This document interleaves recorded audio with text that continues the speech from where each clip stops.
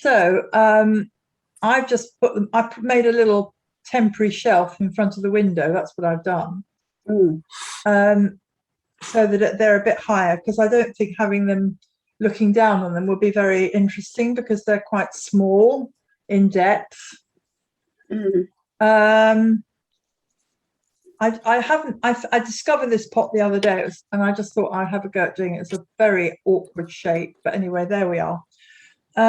And I have tried to include on the left here a little bit of the window frame. So if you can include something, you know, either the back of the surface on which the objects are placed and maybe the front of the edge of the table or what ledge or whatever you've got, I think it will make it more interesting rather than just having three shapes floating on a piece of paper. I'll just go in a wee bit.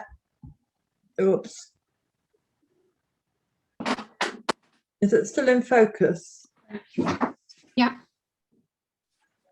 Okay. So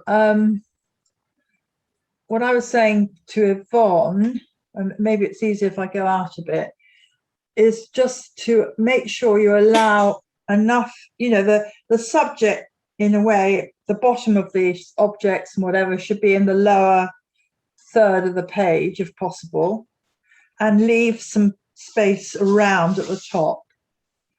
But note, Yvonne, that I haven't got much space. I've got very little space on the right of this object, and this bit of space on the left of that object is, you know, the window frame is coming into it. Where you set up your composition on your page. Obviously, you know, it'll be down to personal preference where you place your objects in relationship to one another, whether they're in a line like mine or whether they're grouped, one behind you, one in front and the tall one at the back. I mean, it depends on what you've chosen to paint. Once you've actually got your things set up, and do consider what, you know, indicating something of the setting, like I said. So my architectural setting is the edge of this window frame, which I can see. And I've also included the back of the little shelf I've created and the front. So there's not a great deal of architectural content as such, but there's enough to, you know, sort of give it a context.